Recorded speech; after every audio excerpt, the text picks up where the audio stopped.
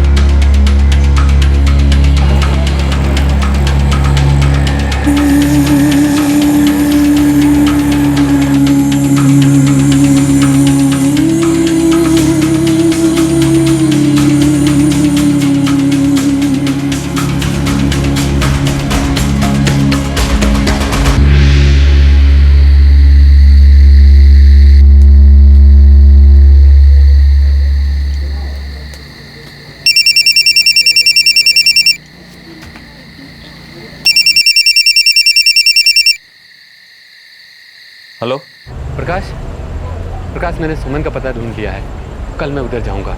तो क्या हमारी बच्चियां वहीं पर हैं? प्रकाश, वो तो उधर जाने के बाद ही पता चलेगा, लेकिन मुझे लगता है मैं उनको ढूंढ लूंगा। हरी ने सोमेन का पता लगा लिया। मैं मासूमी को बता के आती हूँ, वो बहुत खुश होगी।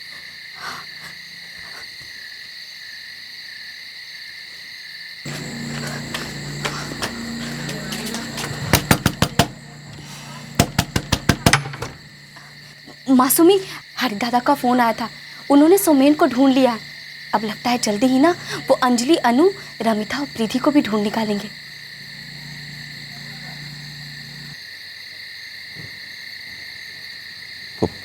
उसने बोला है कि वो कल रात को फोन करेगा।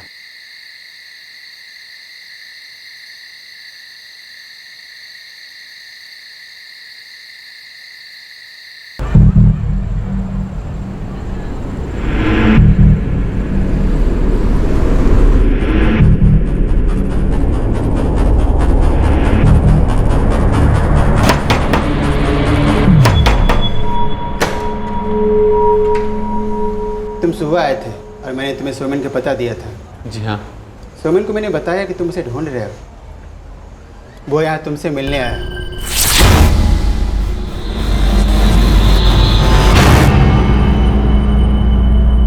सोमेन, कहाँ है मेरी अंजलि और कहाँ है बाकी बच्चियां? सोमेन!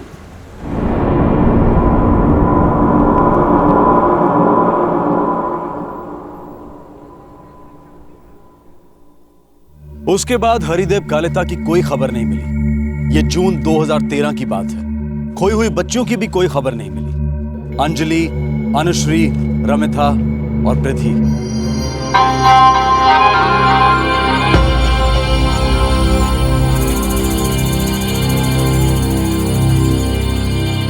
बेहतर मौके, बढ़िया जिंदगी जो हाथ में है उससे ज्यादा बेहतर मुट्ठी में हासिल करने की चाहत। क्या ये एक जाल था? क्या सब्ज़ बात? अगर था तो क्यों था? क्या था जिससे उन्हें फुसलाया गया, शहर ले जाया गया और उन्हें इस्तेमाल किया गया? क्या ये सिर्फ इसलिए कि बड़े शहरों को सस्ते में काम करने वालों की जरूरत होती है, मजदूरी के लिए, प्रोस्टिट्यूशन के लिए? या इसका कारण गांव का पिछड़ापन और गरीबी है, जीने मरने की लड़ाई, कभी ना बढ़ने वाली कमाई और शोषण है? सब इनसे इतना तंग आ चुके थे कि उन्हें लुभावने वादों के पीछे छिपा जाल नहीं दिखाई देता।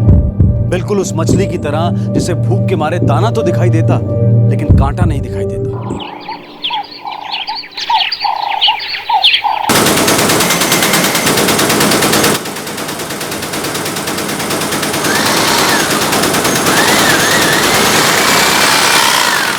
प्रकाश दा, एक हफ्ता हो गया हरिदा का फोन नहीं आया था।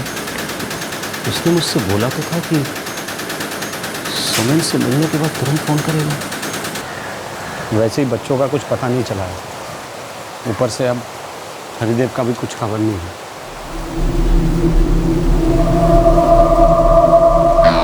बस भगवान से यही मना रहे हैं कि वो सही सलामत घर वापस आ जाए।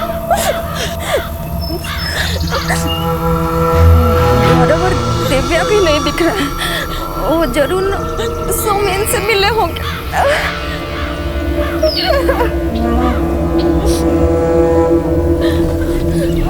हमारे गांव कबीरपुर और बगल के गांव सवेरा में ही नहीं बल्कि आसपास के कई गांव की लड़कियां लापता हैं।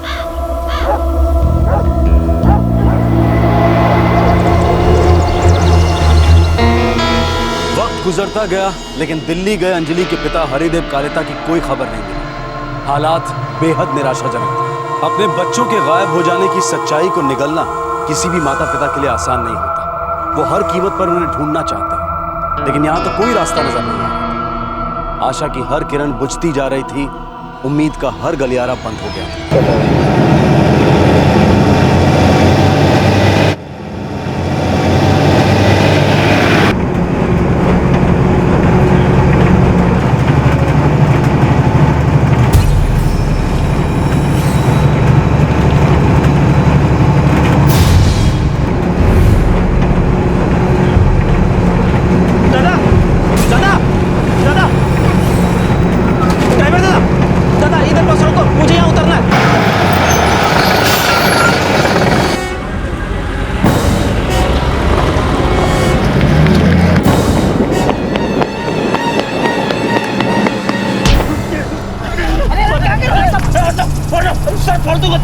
बहुत दिन के बाद ये मुझे मिला है। बता, हरिदा तेरे से मिलने के लिए गया था, बता वो कहाँ है? छोड़ो मुझे नहीं पता बाकी सब कहाँ। ये पता अनु का मैं नहीं लेके गया, गौरव लेके गया था। अभी कहाँ है? मैं दिल्ली नेरला प्लेसमेंट सर्विस वहाँ देखा था, वहाँ से पुरोहित सर्विस एजेंसी भेज दी गई थी। उसका नंबर दे मुझे, उसका नंबर दे। मोबाइल में मुझे नंबर लिखो।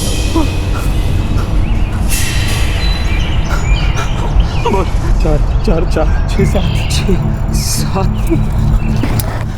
बता, इस समय कहाँ है मेरी बेटी? रतन अरोड़ा नाम के आदमी के पास काम करती है। उसका नंबर बता। 4-4-4-6-7-9-8 उसे नंबर लगा। मेरे मोबाइल में पैसे नहीं।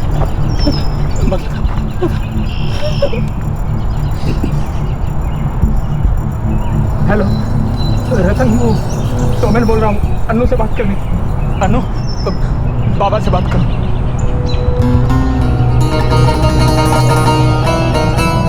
हेलो अनु बेटा, हेलो बेटा।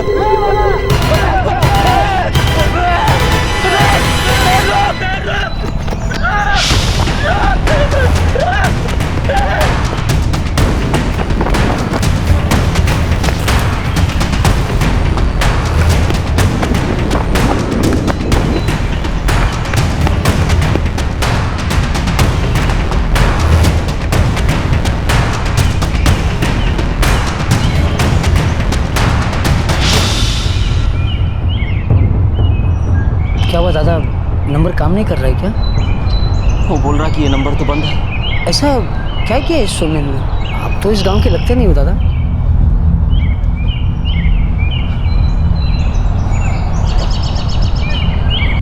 देखो, जो नंबर तुमने मुझे दिया था वो काम नहीं कर रहा है। सौम्य ने तुम्हें बेवकूफ बनाया है। हो सकता है कि ये नेरला और पुरोहित प्लेसमेंट एजेंसी हो ही ना, और ये भी हो सकता है कि रतन अरोड़ा नाम का कोई आदमी ही ना हो। लेकिन उसने बोला था साहब कि वो अनुश्री का पता जानता है।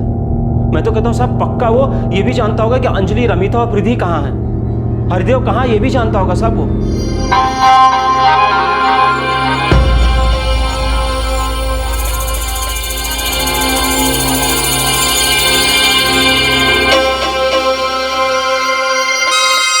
देखो, मुझे ऐसा नहीं लगता। हाँ, तुम बोल रहे हो तो मैं नैनपुर पुलिस स्टेशन को बोलकर सौमेन की तलाश करने की कोशिश कर रहा हूँ। पुलिस कुछ नहीं करने वाली है। नैनपुर में भी कई लड़कियां गायब हैं। वो सोमेन, वो जरूर उधर कुछ और बच्चे उठाने गया होगा। मुझे लगता है हम सबको मिलकर उसे ढूंढना चाहिए और दूसरे गांव के लोगों से भी मदद लेनी चाहिए। सवेरा गांव के लोग हम लोगों की मदद ज़रूर करेंगे। और हाँ, बस हम एक बार नैनपुर वालों से बात कर लेते। क्यों? ये ठीक रहेगा। आओ चलो। चलिए।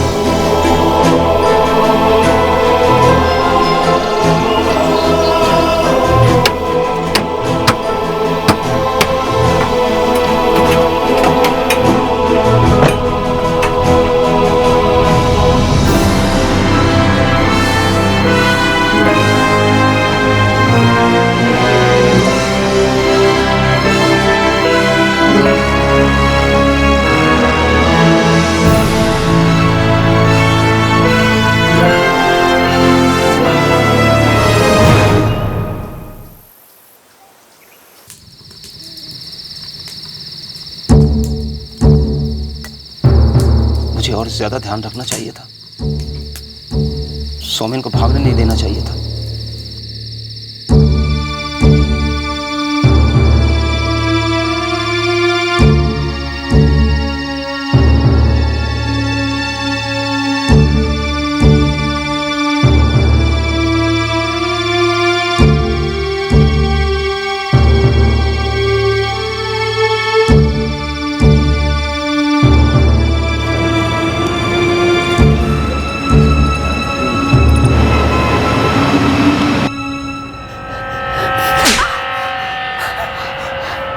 मैंने कहा था ना, अपना मुंह मत खोलना। अगर दोबारा कुछ बोला, पांव जला दूंगा तेरे, समझी? चल उठा अपना सामान, उठा अपना सामान।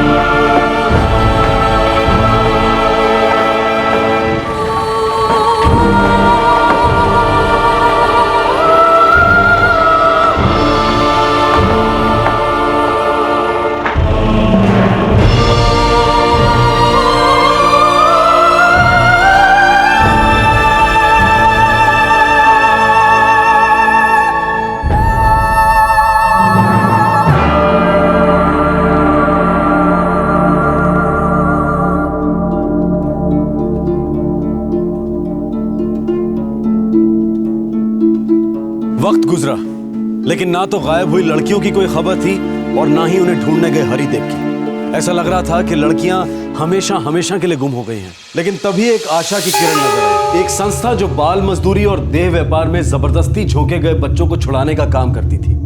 एक एनजीओ जो मानव तस्करी के खिलाफ लड़ रही थी। उसे उत्तर प्रदेश में बंधुआ मजदूरी में फंसे कुछ बच्चों की खबर मिली।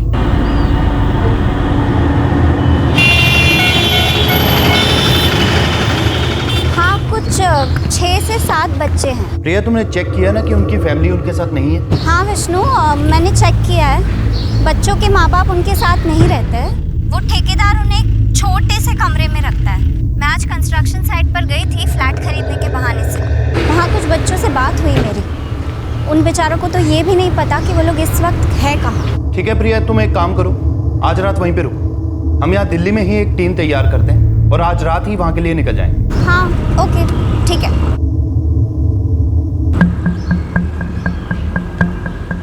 मैं आउटर हकीमपुर पुलिस थाने के एक पीएसआई को जानता हूँ। इससे हमें काफी हेल्प मिल जाएगी रजनीश। या अनीता, तुम चाइल्ड केयर कमेटी को इन्फॉर्म कर देना। मेरी उनकी लखनऊ ऑफिस से बात हो चुकी है। हमारी टीम जैसे ही सुबह हकीमपुर पहुंचेगी मैं उन्हें इन्फॉर्म कर दूंगी। चाइल्ड केयर कमेटी को लखनऊ से हकीमपुर पहुंचने में करीब 1 घंटा लगेगा। उन्हें तुम 2 घंटे पहले इन्फॉर्म कर देना। विष्णु, तुम सिद्धार्थ और गगन को अपने साथ ले लो। प्रिया पहले से ही वहाँ है। अनीता, तुम पुलिस और चाइल्ड केयर कमेटी से कोऑर्डिनेट करना। तुम्हें क्या लगता है हमें बच्चों को दिल्ली ले आना चाहिए? विष्णु, मेरे हिसाब से ये बच्चों के लिए सबसे सेफ ऑप्शन है। मैं यहाँ की चाइल्ड केयर कमेटी के कोऑर्डिनेटर से बात कर लूंगा। उसके बाद हम उन बच्चों के माँ बाप को ढूंढने की कोशिश करेंगे। All the best guys.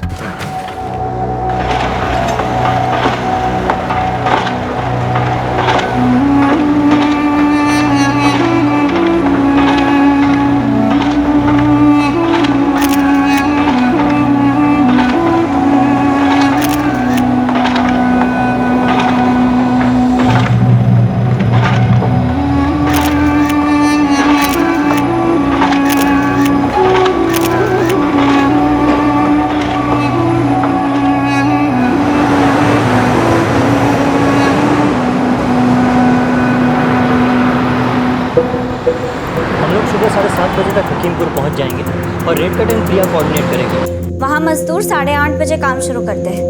मैं वहाँ 8 बजे तक पहुँच जाऊँगी। मैडम, रेड कंस्ट्रक्शन साइट पर होगी। आई एम सॉरी मैं आपको इतनी सुबह सुबह फ़ोन कर रही हूँ।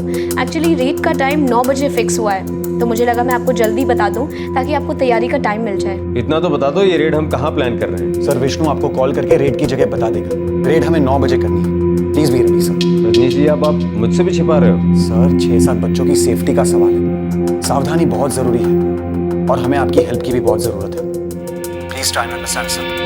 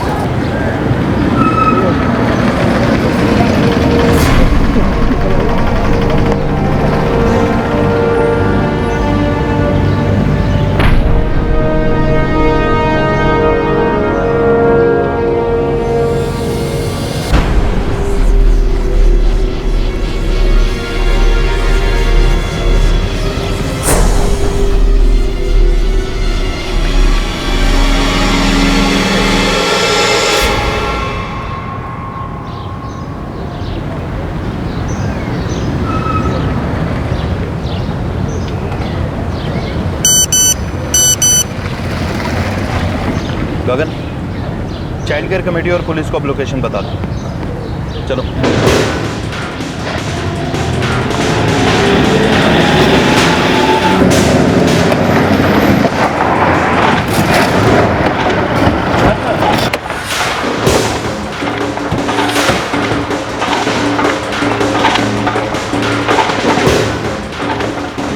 क्या बात है? यहाँ बच्चों से कंस्ट्रक्शन का काम कराया जा रहा है।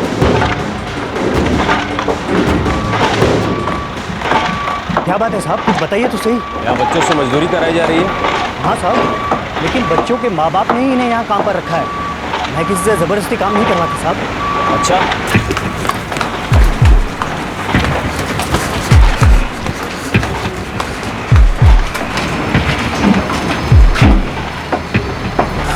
वो देखो, वहाँ रहे। सबको इकट्ठा करते हैं। चलो बेटा, छोड़ दो ये सब, कोई नहीं करेगा। आओ।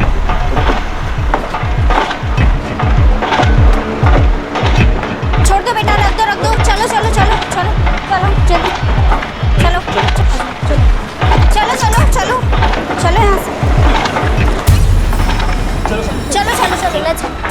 जल्दी चल।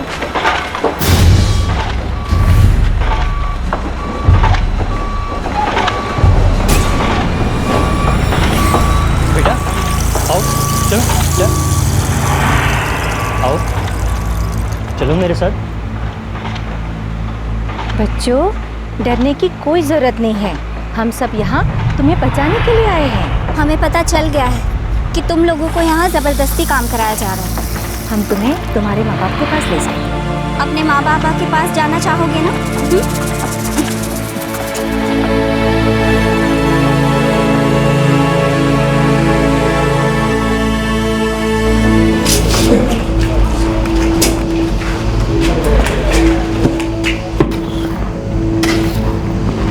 मुझे इस बात का जरा सा भी अंदाजा होता तो मैं किसी को काम पे नहीं रखता। मैं सच कह रहा हूँ साहब। वो तो हमें तब पता चलेगा जब तुम हमें कमल के पास ले चलोगे। साहब, वो कमल तो भाग गया साहब।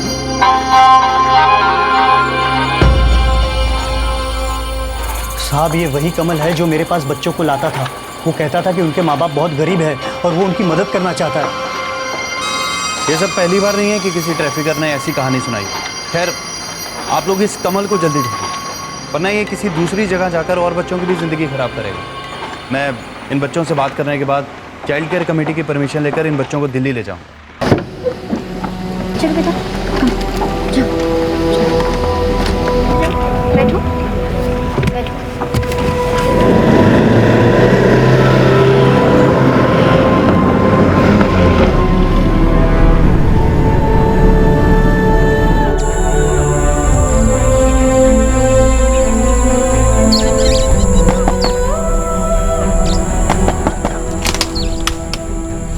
जी, कमलेश वर्मन? जी हाँ। प्रीति वर्मन आपकी बेटी है? जी हाँ। कहाँ है वो? प्रीति आपकी बेटी है, इसका कोई सबूत है आपके पास? उसका कोई सर्टिफिकेट या फोटो या कुछ और? हाँ, वो मेरी बेटी है, मैं देता हूँ। कहाँ है वो? जी, ये सारे सबूत लेकर आपको हमारे साथ चलना होगा।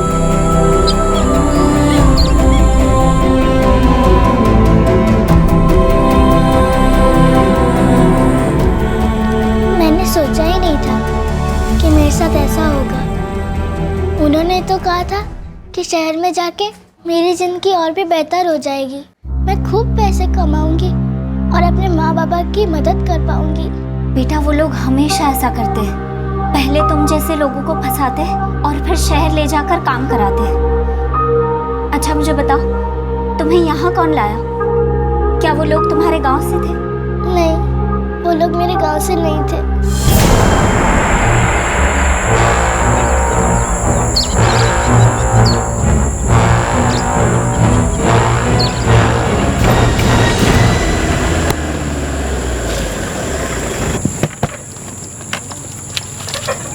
तैयार? हाँ, सामान रख लिया। चलो जल्दी करो फिर। हाँ।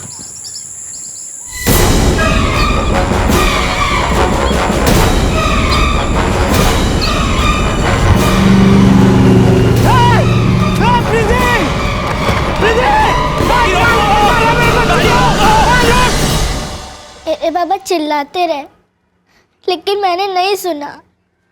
मुझे लगा कि मैं अच्छे काम के लिए जा रही हूँ और सोचा था कि वहाँ पे जाके घर की मदद भी करूँगी। बेटा चलो चलो, रोना बंद करो। तुम्हारे बाबा को बता दिया है, वो परसों यहाँ आ रहे हैं तुम्हें लेने। रोना मत।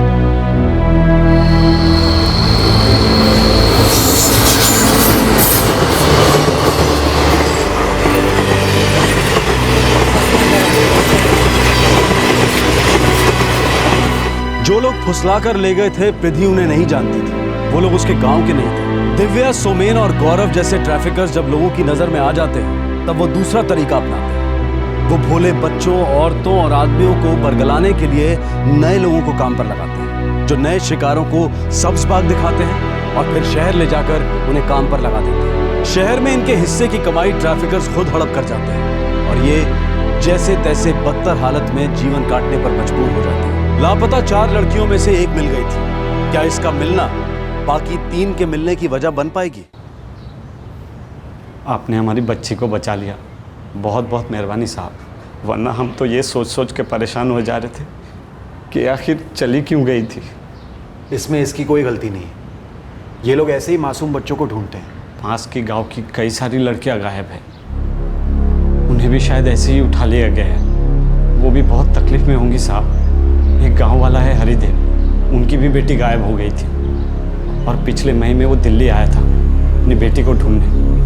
अब तक उसका कोई खबर नहीं है साहब। ये कौन सा गांव? हमारे गांव के पास में ही है, कबीरपुर। उनकी भी मदद कर दीजिए साहब।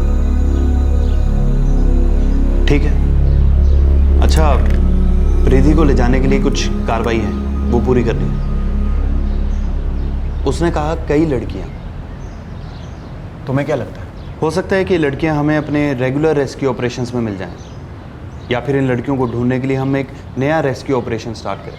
उसके लिए हमें कबीरपुर जाना होगा, एक नई टीम बनानी होगी, वहाँ की सारी डिटेल्स पता करनी होगी, फिर हम उन लड़कियों की तलाश शुरू कर सकते हैं। तो ठीक है, हम ऐसे ही करते हैं।